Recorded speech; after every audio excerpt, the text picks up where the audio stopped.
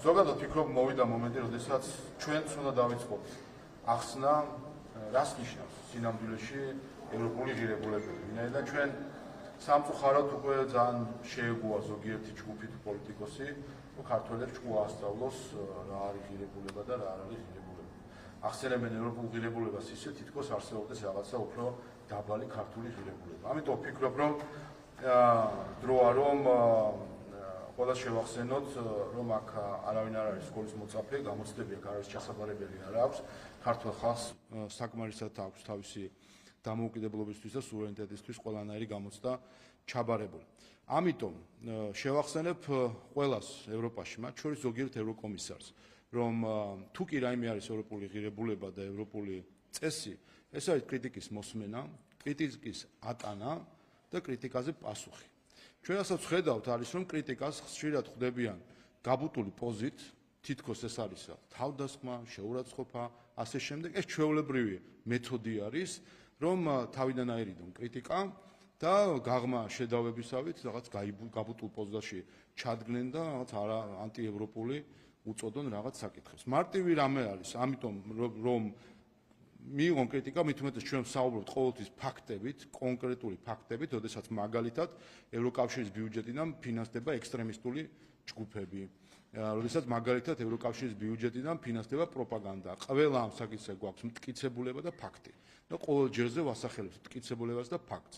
და ამიტომ ნება იბოძონ და უპასუხონ ამ ყველაფერს. ეს ერთი, მეორე, ეს კი განსაკუთრებით შეეხება საქართველოში აკრედიტებულ ელჩების ნაწილს, რომელიც თავიდან ბოლომდე ჩართული არიან შიდა პოლიტიკაში ვენის კონვენციის დარღვევით.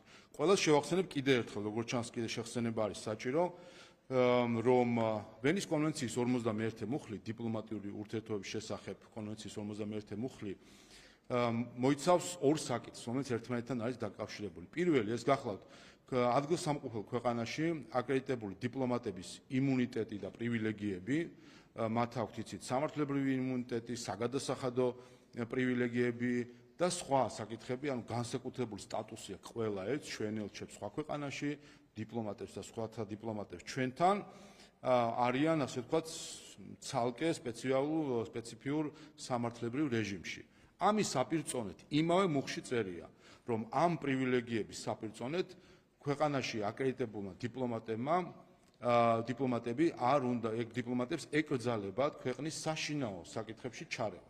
ეს არის ანი და ჰოე დიპლომატიური ეტიკეტისა და სტანდარტისა და რატომ?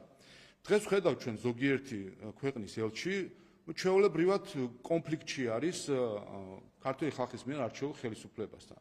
ზოგ შემთხვევაში ვხედავთ, რომ მათ პერსონალურ ზიზღშიც კი აქვთ გადაზრდილი მათი კომენტარებს, როცა ვისმენთ ხელისუფლებისადმი დამოკიდებულება. არა, მე ამ კონკრეტულ შემთხვევაში არა, თუმცა უყურეთ რა არის დიპლომატის ამოცანა, ხომ? რომ ქვეყნის ხელისუფლებებს შორის იყოს კომუნიკაციის ხიდი და მიესოლებოდეს ხელისუფლებასთან, ხომ? როდესაც დიპლომატი დაკავებული არის თავდასხმებით ხელისუფლების მიმართ, როდესაც დიპლომატი დაკავებულია თავდასხმებით ადგილსამყოფელ ქვეყანაში ხალხის მიმართ, როდესაც დიპლომატი აქვს შექმნილი თავისი ვიწრო წრე, რომელსაც ის ფულს უხდის და ის მიაჩნია იქ ხალხად და სხვას ხალხად არ თulis, რა თქმა უნდა ის გადის დიპლომატიური პროფესიული ეთიკის სტანდარტებიდან და ხდება ჩვეულებრივი პოლიტიკოსი. შესაბამისად, გვაქვს ამიტომ მინდა ვთქვა, რომ არის მეორე კატეგორია, როდესაც კრიტიკაზე ვსაუბრობთ, ეს კატეგორია არის ზოგიერთი დიპლომატი საქართველოში, ელჩი თუ სხვა თანამშრომელი საელჩოში, რომელიც ჩვეულებრივ რიგით პოლიტიკოსად არის ქცეული, ქართველ პოლიტიკოსად არის ქცეული და ამ შემთხვევაში პირდაპირ აკოპირებს რადიკალური ოპოზიციის გზავნილებს თუ ქცევის წესს და სტანდარტებს და რა თქმა უნდა, თუ კი ამას ამნაბიჯზე მიდიან და ხდებიან ადგილობრივი პოლიტიკოსები, მაშინ მით უმეტეს აიტანონ ის პოლიტიკური კრიტიკის სტანდარტი, რომელიც საქართველოში არსებობს, რომელიც სხვათა შორის მათივე დაფინანსებით არის რიგ შემთხვევაში, ან ცუდ სტანდარტს როცა გულისხმობთ, მათივე დაფინანსებით არის დამკვიდრებული. ასე რომ, კიდევ ერთხელ, თუ კი ვინმეს უნდა იყოს, რომ იყოს მიღმა პოლიტიკური დებატებისა, გულისხმობ მე დიპლომატებს, მაშინ ვენის კონვენცია აძლევს ზუსტად ამის ჩარჩოს, სადაც წერია, რომ ისინი არიან განყენებული და ასე ვთქვათ, პრივილეგიებით მოსარგებლე პირები, იმ პირობით, რომ ისინი არ ერევიან საშინაო საქმეებში, არ შეერევიან საშინაო საქმეებში და კაციშვილს არ ახსოვს იმდენი ელჩი არის საქართველოში, რომელზე გახსოვთ ან ყოფილიყოს კრიტიკული განცხადებები, ან მოქალაქეებს ქონოდეთ ამხელა კრიტიკა ელჩების მიმართ ჩვენს ქვეყანაში, ნებისმიერი სხვა ელჩი დაასახელეთ და არც კი იციან რომელი ელჩია. ის ელჩები, რომლებიც დაკავებული არიან ქართულ ხალხზე თავდასხმით, რა თქმა უნდა, მაშინ უნდა აიტანონ კრიტიკა. ყველას გიყვარს.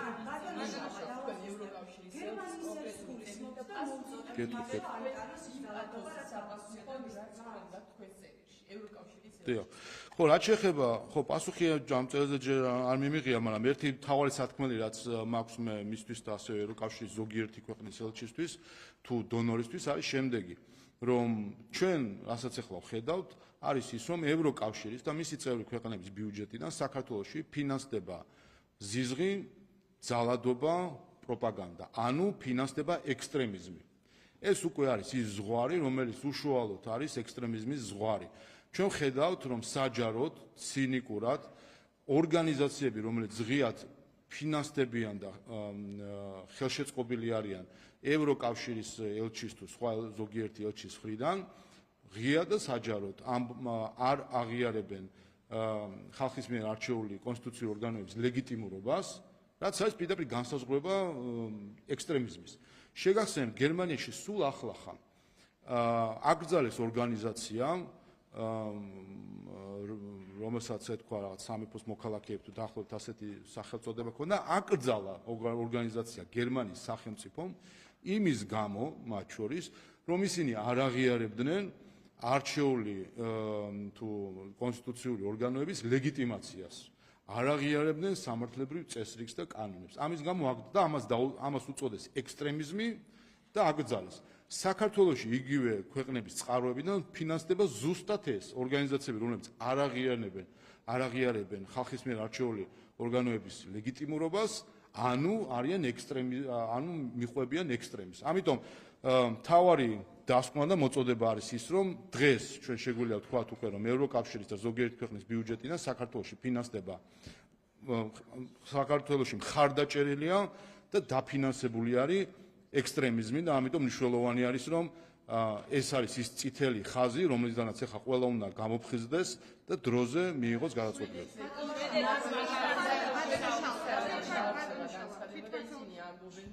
მათი კანონმდებლობისკენ, რასაც ამზადებენ, მკვეთრად განსხვავდება იმისგან, რაც მიიღო საქართველოს პარლამენტმა, რას პასუხობთ თქვენ?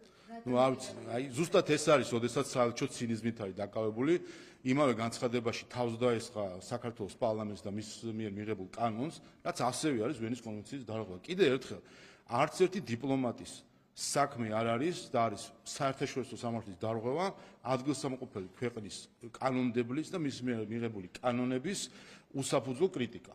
ამიტომ ეს ერთი ნაწილი. მეორე ნაწილი არის ეს, რა თქმა უნდა, ცინიზმი, ეს განცხადება, როდესაც შვედეთის საელჩო ამბობს, რომ შვედური კანონი, რომელიც უნდა მიიღონ, ეხება ექსტრემიზმის და საბოტაჟის, ასე თქვა, დაფინანსების აკრძალვას.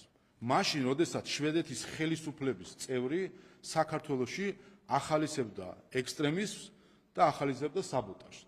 გვახსოვს 11 ნოემბერს, გუშინ დავდე კიდევაც განმეორებით ეს ვიდეო, 11 ნოემბერს საქართველოს პარლამენტის წინ შვედეთის ხელისუფლების წევრი იდგა და მიმართავდა რადიკალურ ოპოზიციას და შემდეგ სატელევიზიო ჩართვაში მოუწოდებდა რადიკალებს მოუწოდებდა პარლამენტის საბოტაჟისკენ, მოუწოდებდა ექსტრემიზმისკენ, რომ გამოსულიყვნენ ქუჩაში და გაემეორებინათ მაიდანი. ანუ აქ ყოფილიყო სისხლიანი პროცესები საქართველოში. აი ამ ხელისუფლების შვედეთის ხელისუფლების წარმომადგენლები, რომ სანუ ხსმენიათ შვედეთის საელჩოს განცხადება, რომ ის არ იზიარებს, გმობს, ემიჯნება, სხვა აზრი აქვს, არა, რახან არ გმობს და არ ემიჯნება, ესე იგი იზიარებს. აქედან გამომდინარე, როდესაც შვედეთის საელჩო თავად იზიარებს ექსტრემიზმის წახალისების და საბოტაჟის წახალისების მოწოდებებს, ახლა აქ განცხადებების გამოქვეყნება, აბსოლუტურად ცინიკური განცხადებების გამოქვეყნება და საუბარი იმაზე, რომ თითქოს რაღაც სხვა განზრახვები აქვს შვედეთში, ეს არასერიოზულია. სხვათა შორის შვედეთში მათ შორის ერთ-ერთი მმართველობა არის რელიგიურ ორგანიზაციებზე თავდასხმა. რაც კიდე სხვა განზომილების დარღვევა არის ადამიანის უფლებების, როდესაც მიზნად სამიზნეში ამოღებული ყავთ რელიგიური ორგანიზაციები. ეს კიდე მე მგონი ამძიმებს იმ მიზნებს, რომელიც შვედეთში არის.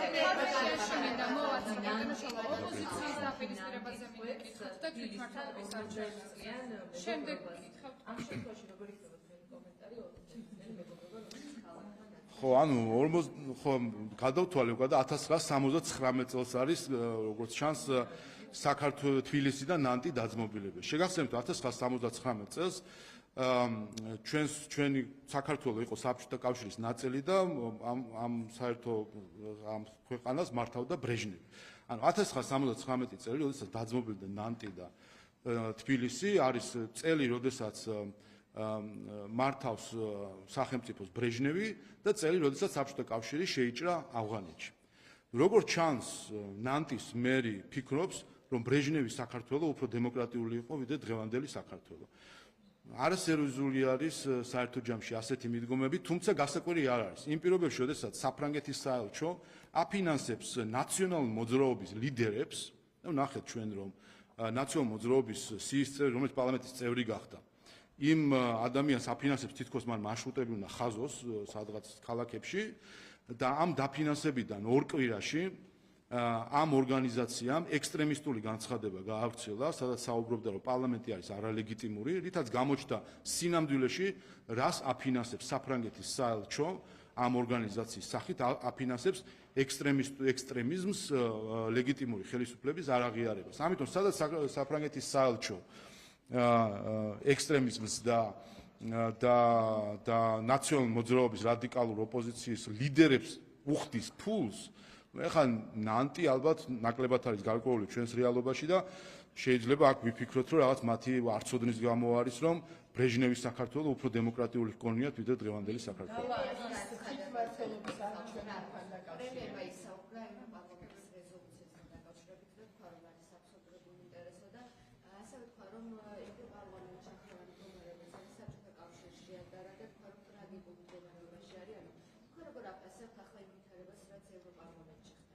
სამწუხაროდ ზუსტად ეს ახმავა. განსაკუთრებით ქალბატონი რასა, როდესაც დგება ტრიბუნასთან და რუსული აქცენტით საუბრობს ინგლისურად და საუბრობს ზუსტად იმ ნარატივში, როგორც მოსკოვი ელაპარაკებოდა თავის დროზე ქართველებს. სამწუხაროა, რომ განსაკუთრებით ბალტიის ქვეყნების პოლიტიკოსებმა ერთადერთი რამე ყველაფერს გაემიჯნენ საბჭოურს, ასე ვთქვათ, და ოკუპაციად აქვთ გამოცხადებული ეს პერიოდი, თუმცა რატომღაც ძალიან კარგად შეითვისეს საბჭოური მეთოდები და ჩვეულებრივი პარტიის ინსტრუქტორების ტონში ესაუბრებიან დამოუკიდებელ სახელმწიფოს და დამოუკიდებელი სახელმწიფოს მოქალაქეებს. ოპოზიციაში დაპირისპირებაზე მინდა გითხოთ, ამჯერად ისევ თვითმმართველობის არჩევნებია შეუთანხმებლობის საგანი და ამის პარალელურად ევროპარლამენტი მოუწოდებს ოპოზიციას, რომ იბრძოლონ თვითმმართველობის არჩევნებში. რატომ არის ჯერჯერობით შეუჯერებელი პოზიციები თქვენი შეფასებით და ასევე ევროპარლამენტარების მოწოდება როგორ შეიძლება შეფასდეს თქვენი მხრიდან? რა გითხრათ, ამას ვაკვირდებით ჩვენ უკვე 13 წელი არის, რაც ისინი ოპოზიციაში არიან და მანამდე 9 წელი ვაკვირდებოდით, რაც ისინი ხელისუფლებაში იყვნენ. ეს არის ჯგუფი, რომელსაც აქვს გაცხადებული პოლიტიკა, რომ ისინი მოქმედებენ გარედან დასახული ნაბიჯებით. ამას ხო პირდაპირ ამბობენ, არა? პირველი საკითხი, რასაც საყვედურობენ ისინი საქართველოს ხელისუფლებას არის, რომ არ უჯერებთ რასა იუკნევიჩიანეს და ვიღაც კიდე სხვაებს სხვადასხვა ქვეყნიდან. და ამბობენ, რომ სწორი არის პოლიტიკა, არა საკუთარი ქვეყნის ინტერესებით მოძრაობა, საკუთარი ხალხისთვის ყურის დაგდება, არამედ უცხოელებისთვის ყურის დაგდება. სინამდვილეში ხო მან ჩამოყალიბდნენ ფაქტობრივად იდეალურ მონებად. და ეს შემთხვევითი არ არის, რომ რადიკალური ოპოზიციას ძალიან ხშირად იყენებს ამ ტერმინს მონას. ფსიქოლოგიაში არსებობს ასეთი განსაზღვრება, ქვია პროექცია.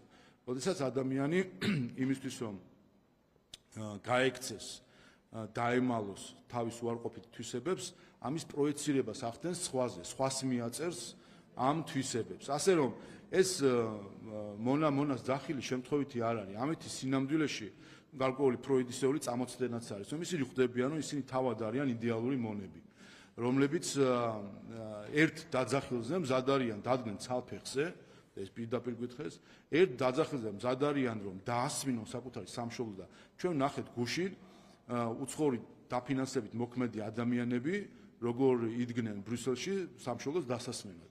აღარაფერს ვამბობ კომიტეტებში, რომ ჩვენებებს იძლევიან საკუთარი სამშობლოს წინააღმდეგ.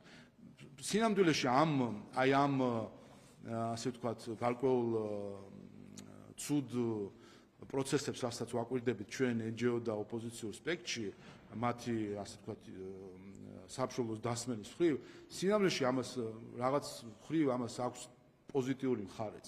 ის რაც ჩვენ ისტორიის წიგნებში წაგვიკითხავს და რაღაც არქივის დოკუმენტებში, როგორ ასმენდნენ თავის გვერდში მყოფს, როგორ ღალატობდნენ თავის ქვეყანას და ასე შემდეგ, რაც ასე ზოგი გადმოცემით ვიცით უფრო ძველი ისტორიიდან და ზოგი შეიძლება არქივებიდან შემთხვევით ვიგებთ, თურმე რომ ვიღაცა დამსმენი ყოფილა ადამიანი, რომელიც შეიძლება სხვა მხრივ ცნობილი ყოფილიყო. დღეს ამას უყურებთ პირდაპირ ეთერში. აი ამ დამსმენებს ხედავთ პირდაპირ ეთერში, რომელიც დგანან და თავსაკუთარ სამშობლოს ასმენენ სხვებთან. და ვხედავთ პირდაპირ ეთერში, რას ნიშნავს სამშობლოს ღალატი. ეს ევროპარლამენტის შეგეკითხვით, ევროპარლამენტების მოწოდება შეცვლის რამეს ოპოზიცია. რაც შეეხება ამ მოწოდებას კიდევ ერთხელ, მე არც თარგმნის და არც ორიგინალის შინაარსი არ მაინტერესებს სიმართლე გითხრათ, იმიტომ რომ კიდევ ერთხელ გვაქვს საქმე იმ ჯგუფთან, რომელმაც იმავე დოკუმენტში და გუშინელი განხილვების დროს თქვა, რომ ნაციონალურ მოძრაობა ეს არის დემოკრატიის ამშენებელი ამ ქვეყანაში და მიხეილ სააკაშვილი ყავს შუქურად და უნდა გავათავისუფლოთ. ნუ ეს არის ღირებულებით კრიზისში მყოფი პოლიტიკური ჯგუფები, რომლებსაც უყურებთ და მართლა გაუგნება, ხომ? რომ გუშინ თქვი მე კიდევაც, რა შეუკვეთეთ და რა ჩამოგვივიდა. რას როგორ გვესმის ჩვენ ევროპა და რას უყურებთ ჩვენი თვალით, უყურებთ აბსოლუტურად საბჭოთა ცეკას დონეზე დასულ განხილვებს, სადაც მიყვანილი ყავთ დამსმენები, მოწყობილი აქვს ტროიკები, რომ გაასამართლო მთელი ხალხი. და ქალბატონი რასა იუკნევიჩიანი ამ მხრივ გამოირჩევა განსაკუთრებით ფაშისტური განცხადებებით, გაგახსენებთ, რომ მან თქვა, რომ მთელი ხალხი ქართული ოცნების ამომრჩეველი არის დამნაშავე ამ ყველაფერში. დამნაშავედ გამოაცხადა მინიმუმ 1.200.000 ადამიანი, ამაზე მეტი ტროიკა და ამაზე მეტი საბჭოთა რეპრესიული აზროვნება რა შეიძლება იყოს, რაც ამას მისდევს.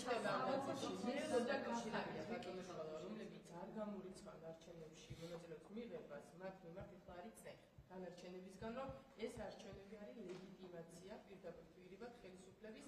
ამ შემთხვევაში ლეო და გახარია თუ მიიღებენ არჩევნებში მონაწილეობას, ეს რას ნიშნავს? რა შანსები აქვს პოლიტიკურად კიდევ რა შედეგები შეიძლება ჰქონდეთ და ამ ყველაფრის პარალელურად მაშინ როდესაც უარი თქვეს პარლამენტზე და ახლა საკრებულოში უნდა საქმის გაგრძელება პოლიტიკურ ლეველზე ეს ეტაპზე ეს როგორ შეიძლება შესაძლებელი შანსი სინამდვილეში არავის არ აქვს, ამიტომ მიიღებენ თუ არ მიიღებენ მონაწილეობას ეს ნაკლებად რელევანტურია, ვინაიდან პოლიტიკური განაჩენი საბოლოო გამოიტანა ქართველმა ხალხმა 26 ოქტომბერს, როდესაც თქვა, რომ უცხოს მონებს ხელისუფლებაში ქართველი ხალხი არ მოიყვანს.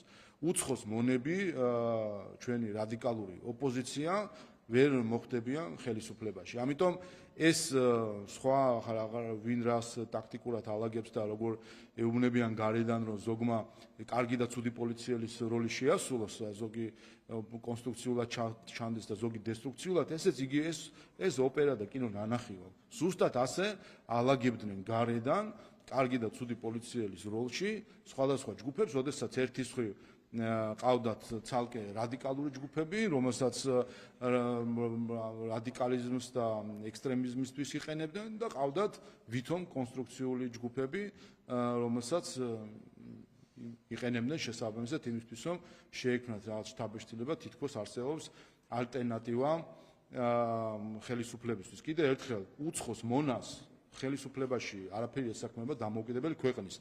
და ის ქვეყანა, სადაც უცხოს მონა მოვა ხელისუფლებაში, ის ქვეყანა რა თქმა უნდა თავის სუვერენიტეტს და დამოუკიდებლობას დაკარგავს და ასეც იყო 2012 წლამდე. იგივე თემას ვაგრძელებ, ევროპარლამენტარების მოწოდება თვითმმართველობის არჩევნებთან დაკავშირებით შეცვლის რამე მოცემულობაში.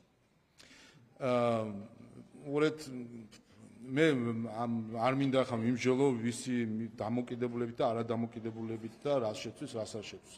ყველაფერი წიწილები დაითვლება ოქტომბერში, როდესაც იქნება არჩევნები. დავითვლით იმას თუ რომელი ოპოზიციას მიეცემა მითითება რომ შევიდეს არჩევნებში და რაც თავარია დავითვლით კიდევ ერთხელ რომ უცხოს მონებს ქართველი ხალხი ხელისუფლებაში არ ბანანის ეკონომიკის მედეგობასთან დაკავშირებით, ასევე საერთაშორისო რეზერვების აუცილებლობაზე ზოგადად მსგავსი წინსვლა ეკონომიკის მიმართულებით, რომელიც და პოლიტიკის გამოსახულებით. ეს აჩვენებს თუ რამდენად მდგრადი არის ჩვენი სახელმწიფო გადაწყვეტილებები ეკონომიკის მიმართულებში იმ პირობებში, როდესაც საქართველო არის გარე და შიდა დარტყმების ობიექტი და ვხედავთ რომ პირდაპირ ხდება უცხოეთიდან საქართველოში ექსტრემიზმის დაფინანსება, წახალისება, მხარდაჭერა. ამ პირობებში ჩვენ ხედავთ, რომ ვართ ლიდერები ეკონომიკური ზრდის ტემპით. ეს აჩვენებს ბევრ რამესთან ერთად კიდევ ერთ რამეს აჩვენებს, რომ ამ ექსტრემიზმს, რომელიც უცხოეთიდან არის დაფინანსებული, არანაირი მის მიმართ არანაირი ემპათია ქართულ ბიზნესს და ქართულ ხალხს არ აქვს. არის საქართველო, რომელიც მიდის თავისი კურსით და არის ექსტრემისტული ჯგუფები, რომლებიც ცდილობენ რომ რაღაც ზიანი მიაყენონ, თუმცა ხედავთ რომ არ გამოწვევს.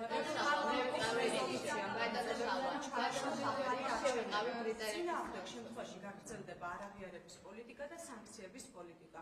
თუ კი ჩვენს მეგობარ ქვეყნებთან არ გვექნება ურთიერთობა, მაშინ როგორ უნდა განვითარდეს ქვეყანა და თუ ახალი არჩევნები არ ჩაინიშნება საპარლამენტო არჩევნები, მაშინ როგორ უნდა დაიწიოს ის კრიზისი, რომელიც არის ჩვენს ქვეყანაში. თუ ევროპარლამენტის რეზოლუციას მივყვებით, მაშინ თანმიმდევრულად უნდა მივყვეთ. ჯერ მიხეილ სააკაშვილი უნდა გავათავისუფლოთ და მას ბოდიში უთხრათ, რომ ასე ვთქვათ, მოუწია სასჯელ ახსოვებულ სისტემაში ყოფნა, ჯერ ამას გავაკეთებთ, რა თქმა უნდა. შემდეგ გავაკეთებთ იმას, რომ დავხურავთ ტელევიზიებს, შევარდებით იმედში, შევარდებით საზოგადოებრივ მაუწყებელში, შევარდებით კიდე სხვა ტელევიზიებში, რომელსაც ეს ევროპარლამენტი თავის რეზოლუციით ამბობს, რომ არის დასახური და სიამოვნეში ეს აქვს მომზადებული, როგორც კი ხელისუფლებას ხელში ჩაიგდებენ, რომ გაიმეორონ ის შევარდნები ტელევიზიაში, რასა იუკნევიჩიანის მომზადებული აქვს ამისი სამართლებრივი საფუძვლები, იტყვიან, აი ევროპარლამენტის რეზოლუცია და შევარდებიან, გააწვენენ იატაკზე, როგორც მაშინ ფეხმძიმე ჟურნალისტებს და დახურავენ ტელევიზიებს, ზუსტად იგივეს გააკეთებენ. ანუ ესე იგი თუ მივყვებით, მაშინ შემდეგ ტელევიზიები უნდა დავხუროთ, შემდეგ თავები უნდა დავისანქციოთ, ასე ვთქვათ და თვითგვემას მიმართოთ და ამის შემდეგ შეიძლება დავფიქრდეთ კიდე ახალ არჩევნებს.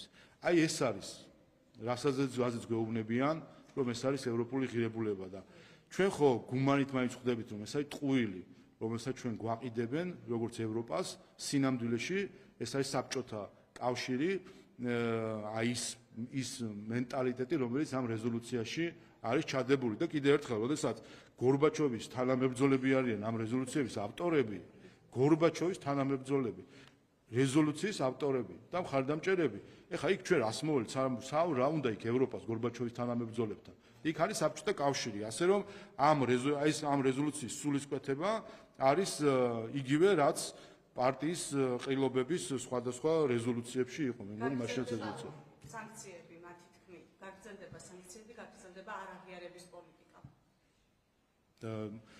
უპირველეს ყოვლისა, რაც შეეხება სხვადასხვა მტრულ ნაბიჯებს ქართული ხალხის წინააღმდეგ, რომელსაც ესა თუ ის მათ შორის ხელისუფლება, ევროკავშირის წევრი ქვეყნების ზოგიერთი ხელისუფლება იყენებს, ეს კიდევ ერთხელ აჩვენებს თუ რა მძიმე ღირებულებით კრიზისში არის ევროკავშირის პოლიტიკური ელიტის ნაწილი, როდესაც ხალხს ესხმის თავს უსაფუძვლო გადაწყვეტილებებით და რაც თავარია, სხვა ეს გადაწყვეტილებები აბსოლუტურად აცდენილი არის საერთაშორისო სამართლებრივ ნებისმიერ სტანდარტს.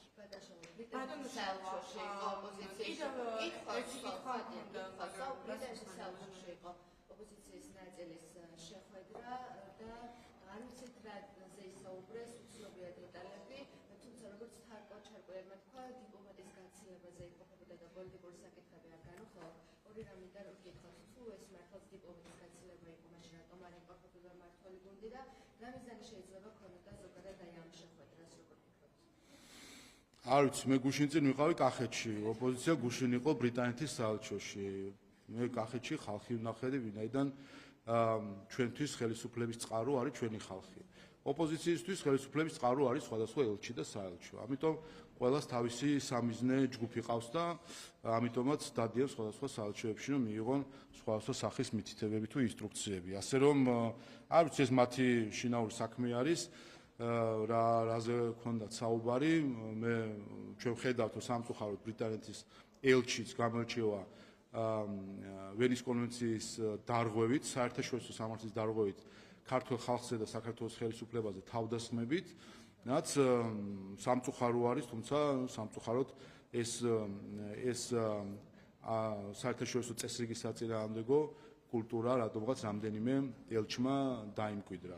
ასე რომ არ ვიცი, რაზე ისაუბრეს, ეს მათი საქმე არის, ჩვენთვის თავარი არის, რომ ჩვენ სასაუბრო და სალაპარაკო ქართულ ხალხთან გვაქვს და მათ აქვს სასაუბრო სალაპარაკო უცხოეთის წარმომადგენლებს. ელჩებთან დაკავშირებით მინდა ერთი რომ დავასუსტო, თქვენ თქვით, რომ ზოგიერთი ელჩი დაემსგავსა ქართველ პოლიტიკოს თავისი განცხადებებით მათ შორის, ხო?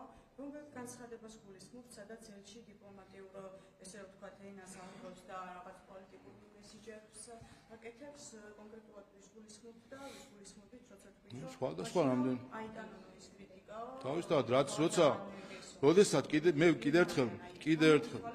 კიდე ერთხელ ვიმეორებ, როდესაც უცხო ქვეყნის საქართველოში აკრედიტებული დიპლომატი თავს ესხმის საქართველოს პარლამენტს და მის მიერ მიღებულ კანონს, ეს არის ვენის კონვენციის დარღვევა, ამითი ის იხდის დიპლომატის მანტიას და იწვევს რადიკალური ოპოზიციის ტყავის ლაბადას, რომელიც ასე უყვარს ჩვენს რადიკალებს. შესაბამისად, ის გარდა იმისა, რომ თავისი ქცევით თუ არგუმენტაციით იმეორებს და აკოპირებს, ასე ვთქვათ, იმეორებს რადიკალური ოპოზიციის და ექსტრემისტული ჯგუფების გზავნილებს, შესაბამისად იქცევა როგორც ადგილობრივი პოლიტიკოსი და მე შემდეგ ამიტომ ამბობ, რომ ხალხის დამოკიდებულებაც ამით არის შემდეგ გამოწვეული, აღიქვამენ მათ როგორც ჩვეულებრივ რიგით რადიკალ ოპოზიციონერს და თუ კი როგორც და იმ სფეროში ექცევა, სადაც არის პოლიტიკური ბრძოლის, ასე ვთქვათ, მინდორი თუ ველი საქართველოში და არის შესაბამისად, რა თქმა უნდა, კრიტიკასაც იღებენ როგორც სხვა ოპოზიციები. ეს განცხადებები პოლიტიკურ განცხადებებად დარჩება ბატონო შალვა თქვენი მხრიდან, იმიტომ რომ ვენის კონვენცია თუ არის დარღვეული, მაშინ ამ ყველაფერზე შესაბამისად სამართლებრივი რეაგირებაც უნდა იყოს ხო ჩვენი მხრიდან. თუ მტკიცებულებები გაქვთ, რომ ვენის კონვენცია ირღვევა და მართლაც ირღვევა, მაშინ სამართლებრივად აპირებთ თუ არა რამის გაკეთებას, თუ ეს მხოლოდ და მხოლოდ პროპაგანდის ნაწილი არის. სავსე მტკიცებულებები მე კი არა, დღეს ინტერნეტის სამყაროში ყველაფერი უკვე ინტერნეტში დევს. შედით და ნახეთ წინასაარჩევნოდ ევროკავშირის ელჩის განცხადებები, როდესაც ის არათუ რაღაც ზოგად პოლიტიკურ განცხადებებს აკეთებდა. ქართული ოცნების საარჩევნო ბანერებს აკრიტიკებდა, საარჩევნო ბანერს და სლოგანს აკრიტიკებდა. იმიტომ რომ შეიძლებოდა ის ბანერის დიპლომატიის თვალით დანახული ბანერი, რომ არ ყოფილიყო მაგალითად ეთიკური. ბევრი რამე შეიძლება, მაგრამ ერთი არის რაც მოგდის თავში და მეორე რა უნდა თქვა. დიპლომატია ზუსტად ეს სფერო არის, სადაც ყველაფერი კი არ უნდა თქვა, რაც თავში მოგდის. და მით უმეტეს, როდესაც ხარ აკრედიტებული დიპლომატი და შენ ვენის კონვენცია გზღუდავს, გიკრძალავს საშინაო საქმეებში ჩარევას. პირდაპირ წერია, აკრძალული არ შეიძლება ჩარევა. ამის საპირწონეთ, შენ რომ ეს შეზღუდვები გაქვს, ამის საპირწონეთ ადგილსამყოფელი ქვეყანა გაძლევს პრივილეგიებს. მათ შორის პრივილეგიებს საგადასახადო გათავისუფლებისგან. დიპლომატი რო შევა ტექნიკის მაღაზიაში და იყიდის ტელევიზორს, არ იხდის DGG-ს, გათავისუფლებულია DGG-სგან. დიპლომატის ბარგი გათავისუფლებული არის შემოწმებისგან. ბევრი პრივილეგია არის, სამართლებრივი იმუნიტეტი, რომელიც აქვს. ბევრი პრივილეგია აქვს ამ ამის სანაცვლოდ, რომ არის საუბრის ყველაფერი, რაც მას თავში მოადგება. ამისთვის არსებობს მისი ხელისუფლება და თუ რაიმე საკრიტიკო არის, მისი ხელისუფლება იტყვის, ხედავთ რომ არავის არ ეზარება ხოლმე საქართველოსთან დაკავშირებით სიტყვის თქვა. რაც შეეხება ვინ ასაპირებს, ჩემი ფუნქცია ეს არ არის, ჩემი ფუნქცია არის რომ ვამხილო და შევარცხვინო ის დიპლომატები, რომელიც თავს ეძახიან ევროპელებს, რომელსაც მართლაც ევროკავშირის პასპორტი უდევს ჯიბეში, მაგრამ არაფერი ევროპული ღირებულებისა მათ ამგვარ ქცევაში არ არის. მაუწყებელსაც გითხარით თუ შეიძლება როგორც ვთქვით ქართული ცნობისგან შევიდა. დიახ, შევიდა. თქმაც, ეკრძალება მაგალითად ტელეკომპანია პირველს, ტელეკომპანია ფორმულას და სიტყვები, რომელიც მაგალითად რაც ხელისუფლების მიმართ ლოიალურად განწყობილი არხების ჟურნალისტებმა არ უნდა თქვან საინფორმაციო გამოშვება. პირველი რაც ასევე არის პროპაგანდა, რომელიც გუშინ რამდენიმე უცხოეთიდან დაფინანსებულმა NGO-მ გაავრცელა, თითქოს რაღაცა ახალი წესებია შემოღებული. აი ეს გავხსნათ მაუწყებელთა ქცევის კოდექსი, რომელიც მიღებულია 2009 წლის 9 მარტს. 16 წელია აი ეს სტანდარტი იქნა მიღებული. ეს გახლავთ ის მუხლები, რომელიც მაუწყებელთა შესახებ კანონში არის პირდაპირ ასლი. ეს არის აი ეს მაუწყებელთა კოდექსი, რომელიც კანონის ნაწილი იყო, პირდაპირ არის ასახული აქ. ეს სტანდარტები მოქმედებს 16 წელია უკვე საქართველოში. ახლა თქვენ ხართ ჟურნალისტები, მაშინ თქვენ მითხარით 16 წელი გვატყუებდით ჩვენ მაყურებელს, რომ ამ სტანდარტებს არა, რა გამოდის, რომ 16 წელი არ იცავდით ამ სტანდარტებს, ეხლა რომ ამბობთ, რომ არ არსებობს ეს სტანდარტი, 16 წელი მოქმედებს ეს სტანდარტი. ერთი, მეორე, აი NGO-ების განცხადებას, 16 წელი. გეტყვით. 16 წელი ამ სტანდარტების ასე ვთქვათ, სწავლებაში მილიონები დაიხარჯა ევროპული და ამერიკული ფული. და დღეს ის ევროპელი და ამერიკელები, ნახეთ გუშინ სენატორ შაჰინის განცხადება, მათ შორის ამასთან დაკავშირებით, დღეს გვეუბნები, რომ ის რაშიც ფული დახარჯეს, მილიონები რის სწავლებაში დახარჯეს, თურმე ყოფილა ტყუილი წყალში გადაყრილი ფული, რაზეც ახალი ადმინისტრაცია ისაც საუბრობს, რომ ეს წყალში გადაყრილი ფული იყო, მაგრამ 16 წელი აბა რა სტანდარტებზე საუბრობთ? რა სტანდარტებზე საუბრობდნენ? ეს სტანდარტი, რა თქმა უნდა ვიცოდით, მაგრამ ახლა ნახეთ რა არის განსხვავება. 16 წელი ზუსტად იმის გამო, რომ ეს ამ მედიებს ეს სტანდარტები ფურცელზე ქონოდათ და სინამდვილეში სხვა რამე ეკეთებინათ, თავს მოხვეული იყო ეგრეთ წოდებული თვითრეგულირების ასე ვთქვათ სისტემა, როდესაც ერთადერთი გზა, რომ ცივილის წამება სხვა რაღაც საკითხები რაც ზოგადად სტანდარტი არის ჟურნალისტური ეთიკისა, ერთადერთი გზა ქონდა მაყურებელს, ან ის ვინც იყო ამისი მსხვერპლი ასე ვთქვათ, მიემართა თავად იმ ტელევიზიისთვის და თავად იმ ტელევიზიას უნდა ეთქვა, რომ მე ვარ ცუდი, მე ვარ დეზინფორმატორი, მე ვარ ზიზღისენის გამავრცელებელი და თავისთავად დაესაჯა. რაც რა თქმა უნდა არ ხდებოდა.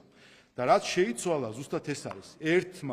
ერთი პატარა ნაბიჯი კანონმდებლობაში და ერთი დიდი ნაბიჯი დეზინფორმაციისა და ზიზღის სენის წინააღმდეგ მედიაში. კერძოდ შეიცვალა ის, რომ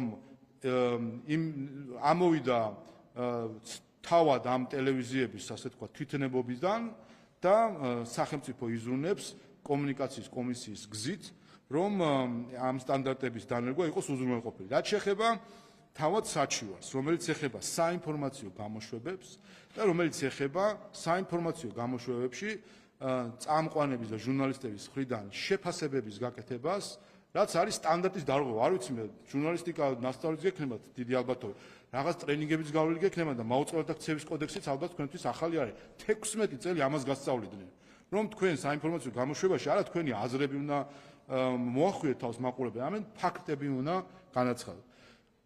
თქვენ ნახეთ მაგალითები, მათ შორის არალეგიტიმური პარლამენტი, მათ შორის ფორმულას ერთ-ერთი ჟურნალისტის სიუჟეტი იყო, აი აქ დგას, აი კორიდორში, დერეფანში დგას პარლამენტის პირდაპირ ჩართვაზე, პარლამენტში არის და არალეგიტიმური პარლამენტი, ასე ვთქვათ, ამბობს პარლამენტთან დაკავშირებით. ამიტომ კიდევ ერთხელ, ამიტომაც ჩვენ ვინაიდან გაჩნდა ამის სამართლებრივი საფუძველი, მივმართეთ კომუნიკაციის კომისიას იმისთვის, რომ განიხილოს ეს საკითხები, იქნება საჯარო განხილვა, ყველა ნახავს.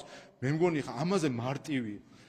ამაზე მარტივი მტკიცება იმის, რომ და არგუმენტი იმის, რომ არის სტანდარტის ცალსახა, პირდაპირი, უხეში და უტიფარი დარღვევა, მე მგონი არ არსებობს. მედიებსაც შეეხებათ ეს ყველას ეხება აბსოლუტურად ეს კიდევ ერთხელ ეს რეგულაცია ეხება ყველა ლიცენზირებულ როგორც ქვია მაუწყებელს, რომელსაც ეხება კომუნიკაციის კომისიის რეგულირება. და ერთს კითხოთ, აი ჩვენ რომ არალეგიტიმურად აღარ მოვიხსენიოთ მაგალითად ქართული ოცნება.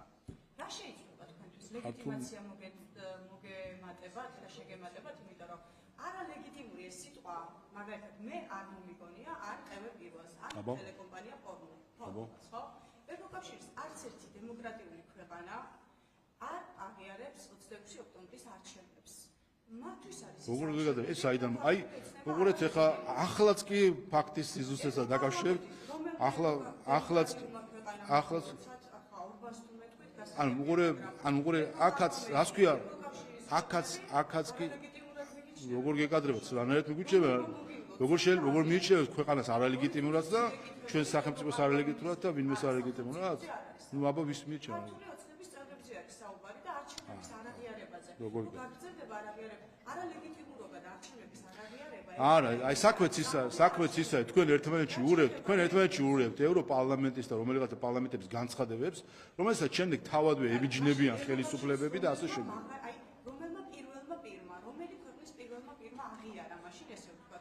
არ არსებობს ასეთი რამ, რომ რომელიმე ქვეყანამ უნდა აღიაროს სხვა ქვეყნის არჩევნები. ანუ უყურეთ, ჩვენ ხო საბჭოთა კავშირში აღარ ვცხოვრობთ, როგორც იცით, და ჩვენ ხო არ ვართ ვასალი ქვეყანა. აი ადრე იყო, რომ მათ შორის საქართველოს მეფეებს უწევდათ ჩასვლა სხვადასხვა დიდ დედაქალაქში, იმისთვის რომ მისთვის მეფობა დაედასტურებინათ და გადაეცათ გვირგვინი. ამისთვის მიდიოდნენ ლეგიტიმაციის მისაღებად მიდიოდნენ ბიზანტიაში თუ სხვა მმართველებთან მიდიოდნენ. ჩვენ ეს ვასალობის პერიოდი გამოვლინდა. ახლა ჩამოვყალიბდით რა გვინდა ჩვენ 34 წლის წინ რა მოხდა ჩვენ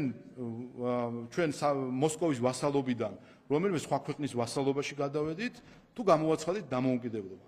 თუ კი ჩვენ დამოუკიდებლობა გამოვაცხადეთ, მაშინ კონსტიტუციაში რა წერია რომ ხელისუფლების წყარო ვინ არისო? ხალხი. სადმე წერია რასა იუკნევიჩიანი არის ხელისუფლების წყარო, ან გერმანიის მთავრობა არის ხელისუფლების წყარო, ან სადმე წერია რომ ესტონეთის მთავრობა არის საქართველოს ხელისუფლების წყარო. სადმე წერია? არ წერია. აქედან გამომდინარე ლეგიტიმაცია და ხელისუფლება მოდის ქართული ხალხისგან, რომელიც ხედავთ რომ ძალიან ჭარბად აქვს საქართველოს მოქმედ ხელისუფლებას.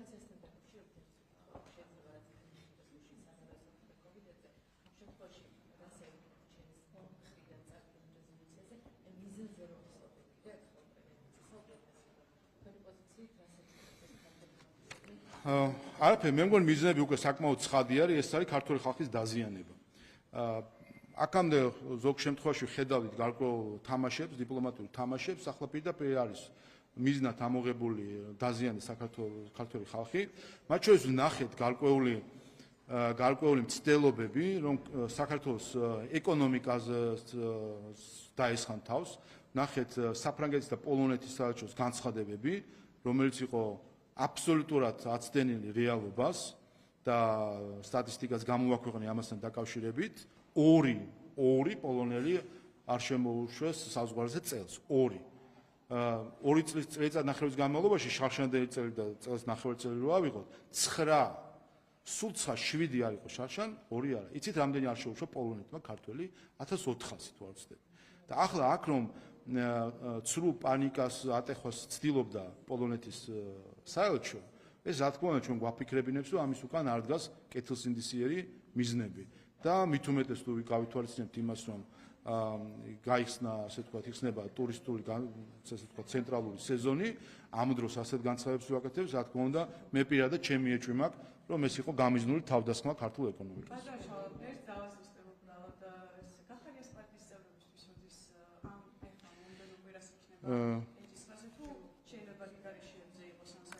სესია უნდა დასრულდეს ფორმალურად.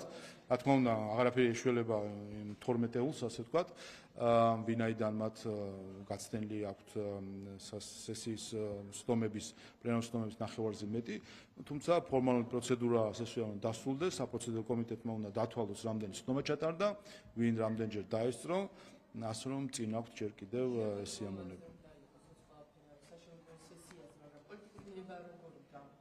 რა თქმა უნდა შეუწყდება. შემთხვევაში პირველი 12 ევნის გამოცდილება და შანსს მიცემთ შემდეგ 12 ევროს.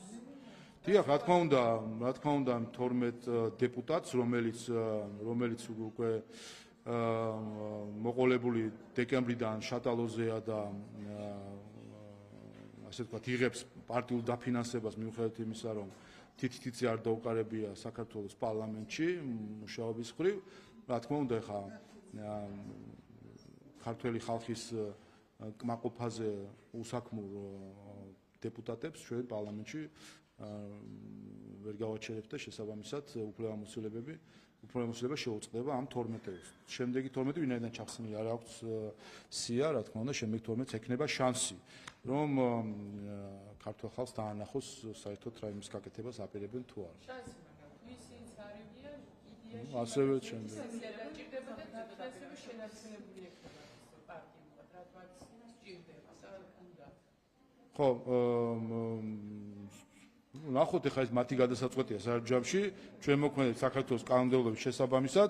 თქვენ იცით, რომ საერთო ჯამში ოპოზიციიდანაც გეცოდინებათ, რომ ბევრი ნანობს, რომ დაწერეს განცხადებები თავის დროზე მანდატის შეწყვეტასთან დაკავშირებით და 59 დეპუტატს შეუწყვეტეთ კიდევაც მანდატი, ასე ვთქვათ, უკან მოусველად იმ მხრივ, რომ ჩახსნილი აქვს სიები, ნანობენ, იმიტომ რომ ზოგიერთმა უცხოელმა, მათ შორის ზოგიერთმა ელჩმა შეაგულიანა ისინი, რომ მიდით, გაიმეორეთ 2020 წლის სცენარი, დაწერეთ განცხადებები, რომ ხსნით მანდატებს, შემდეგ ქართული ოცნება ამას არ გააკეთებს, არ ჩახსნის და შემდეგ შეხვალთ შეგიყვანთ კიდე რაღაც შარლ მიშელის მსგავს რაღაც პროცესებში. ვერ გათვალეს, ვერც მათ გათვალეს და რა თქმა უნდა, უპირველესად ვერ გათვალეს მათმა უცხოელმა, ასე ვთქვათ, მმართველებმა. შესაბამისად, დღეს სანანებელი გაუხდა ბევრს და ვიცით ოპოზიციაში ამაზე რომ საუბრობენ, რომ ნანობენ, რომ თავის დროზე განცხადება დაწერეს და არიან ახლა პარლამენტის მიღება. მადლობა.